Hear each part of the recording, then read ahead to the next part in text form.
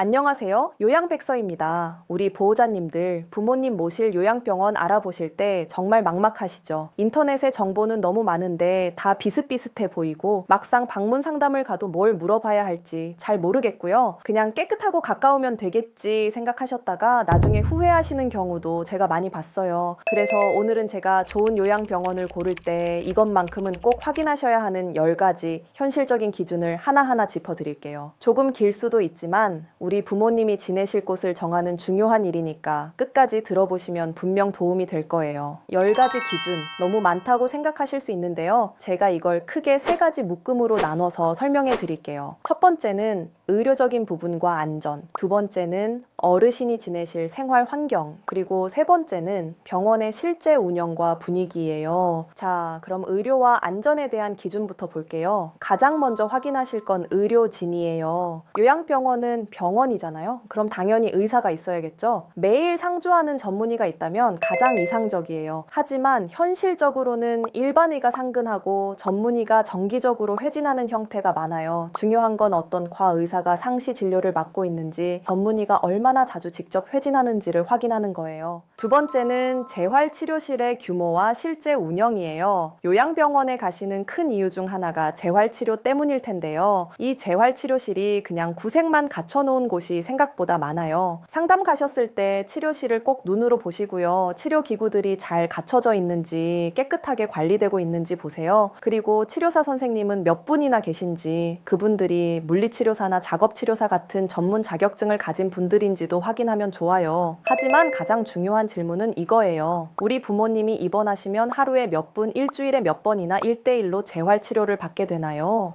이게 정말 중요해요. 환자 상태에 따라 다릅니다 라고 모호하게 답하거나 그룹 치료 위주입니다 라고 한다면 조금 더 깊게 물어보셔야 해요. 기본적으로 하루 30분, 주 5회는 1대1로 받으시고 추가로 이런 치료가 가능합니다처럼 명확하게 답해주는 곳이 좋은 곳이에요. 어르신들의 재활은 황금 시간이 있거든요. 그 시간을 놓치지 않게 적극적으로 치료해주는 곳을 찾으셔야 해요. 세 번째는 욕창 및 낙상 관리 시스템이에요. 거동이 불편하신 어르신이나 기력이 없는 분들께 욕창과 낙상은 정말 치명적일 수 있어요. 욕창은 한번 생기면 정말 잡기 힘들거든요. 살이 썩어 들어가는 거라 어르신이 너무 고통스러우세요. 상담할 때 욕창 예방을 위해서 병원에서 어떤 노력을 하시나요? 라고 질문해 보세요. 저희가 알아서 잘합니다가 아니라 저희는 2시간마다 욕창 고위험군 어르신 자세를 바꿔드리는 걸 원칙으로 하고, 욕창 고위험군은 따로 표시해서 더 자주 확인하고 에어 매트리스 같은 보조기구를 적극적으로 사용합니다처럼 구체적인 관리 시스템을 설명하는 곳이 좋은 신호예요. 낙상도 마찬가지예요. 낙상 사고가 나면 어떻게 대처하시나요? 라고 물어보세요. 저희 병원은 낙상 사고가 없습니다 라고 말하는 곳은 오히려 믿기 어려워요. 사람은 누구나 넘어질 수 있죠. 중요한 건 사고 이후의 대처예요. 사고 즉시 보호자님께 연락드리고 의사가 바로 진료하며 이 사고를 바탕으로 전 직원이 원인을 분석해서 재발 방지 교육을 합니다. 이런 답변을 하는 곳이 진짜 안전을 생각하는 병원이에요. 네 번째는 응급 상황 대처 능력이에요. 어르신들은 밤이나 주말에 갑자기 안 좋아지실 수 있잖아요. 그럴 때 신속한 대응이 정말 중요하죠. 야간에 의료진이 항상 상주하나요? 그리고 근처에 큰 대학병원 같은 3차 병원이랑 연계가 잘 되어 있어서 응급 이송이 빠른가요? 이 2가지는 부모님의 안전과 직결된 문제니까 꼭 확인하셔야 해요. 평소에 협력이 잘 되어 있는 병원이라야 골든타임을 놓치지 않고 어르신을 빠르게 이송할 수 있어요. 자, 이제부터는 생활 환경에 대해 알아볼게요. 5번째 기준은 바로 냄새. 이건 제가 정말 강조하는 부분인데요. 병원 문을 딱 열고 들어갔을 때, 그리고 병실 문을 열었을 때 어떤 냄새가 나는지 코로 확인해 보세요. 어쩔 수 없는 소독약 냄새나 식사 냄새 말고요. 기저귀나 소변 냄새가 찌들어서 쾌쾌한 냄새가 나는 곳은 일단 피하시는 게 좋아요. 이건 단순히 불쾌한 수준의 문제가 아니에요. 냄새가 난다는 건 기저귀를 제때 갈아주지 않거나 환기가 제대로 안 되거나 청결 관리가 잘 안 된다는 아주 강력한 신호거든요. 이런 환경에서는 어르신이 쾌적하게 지내시기 어렵겠죠. 6번째는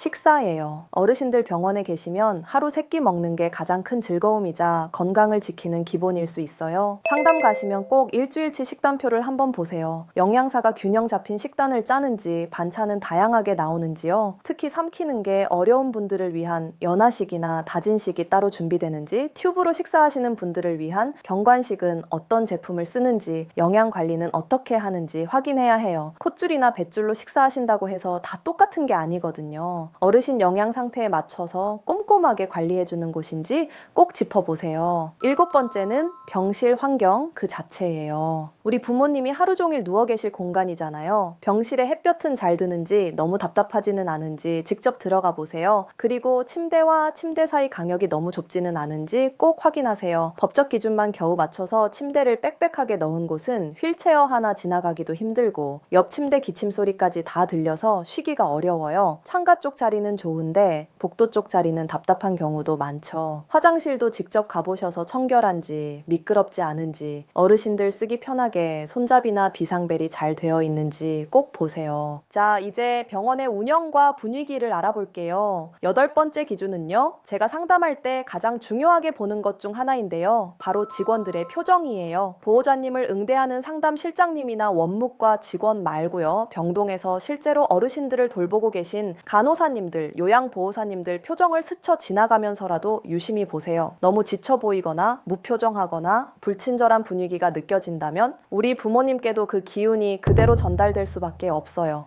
물론 일이 힘드니까 직원이나 의료진이 늘 웃고 다니긴 어렵겠죠. 하지만 바쁘고 힘든 와중에도 어르신께 말 한마디라도 따뜻하게 건네고 직원들끼리 서로 웃으면서 일하는 분위기가 느껴지는 곳이 있어요. 그런 곳을 찾으셔야 해요. 이걸 알아보는 팁 하나 드릴게요. 여기 선생님들은 오래 일하신 분들이 많은 편인가요? 라고 슬쩍 물어보세요. 이직률이 낮은 병원이 그만큼 직원들 처우가 좋고 분위기가 안정적이라는 뜻이고 그게 곧 우리 부모님이 받으실 돌봄의 질로 이어지는 거예요. 9번째는 보호자와의 소통 방식이에요. 부모님을 모셔놓고 나면 보호자님들은 매일 궁금하고 걱정되시잖아요. 요즘은 코로나 이후로 면회 방식이 많이 바뀌었으니 현재 기준을 꼭 확인하시고요. 면회는 얼마나 자유롭게 할 수 있나요? 그리고 부모님 상태가 궁금할 때 제가 누구랑 어떤 방법으로 소통할 수 있나요? 이걸 명확하게 물어보세요. 구체적이고 정기적인 소통 창구가 있는 곳이 보호자님들 마음을 훨씬 덜어드릴 수 있어요. 문제가 생겼을 때만 연락하는 게 아니라 부모님이 잘 지내시는 일상적인 모습도 공유해주는 곳이 정말 좋은 곳이에요. 10번째 기준은 상담 태도예요. 바로 지금 보호자님을 대하고 있는 병원 측의 태도죠. 보호자님이 이것저것 꼼꼼하게 물어볼 때 귀찮아하는 기색 없이 하나하나 친절하게 설명해 주는지 보세요. 그리고 중요한 건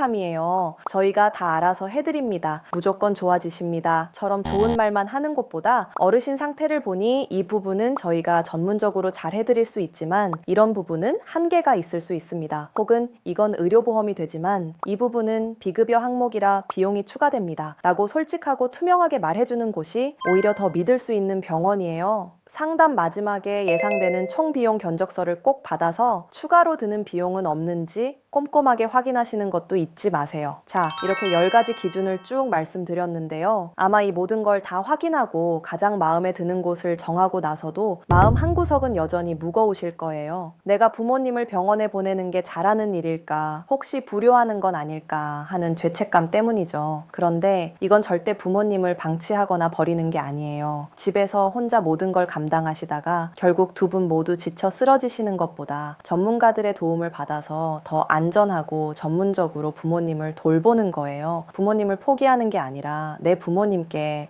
지금 이 시점에서 최선의 도움을 드리기 위해 가장 현명한 책임을 다하는 과정이라고 생각하셨으면 좋겠어요. 보호자님이 먼저 마음을 단단히 먹고 밥 잘 챙겨 드시고 건강하셔야 우리 부모님도 더 오래 편안하게 뵐 수 있는 거예요. 아시겠죠? 오늘 제가 말씀드린 이 10가지 기준이 선택에 작은 도움이 되기를 진심으로 바랍니다. 더 궁금하신 점이나 우리 부모님 상황에 딱 맞는 시설을 찾기 어려워서 조언이 필요하시면 언제든 댓글로 남겨주시거나 아래 전화번호로 연락주세요. 보호자님들의 그 막막한 여정에 제가 든든한 길잡이가 되어드릴게요. 지금까지 요양백서였습니다. 저는 다음 이 시간에 더 유용한 요양 정보로 찾아뵙겠습니다. 감사합니다.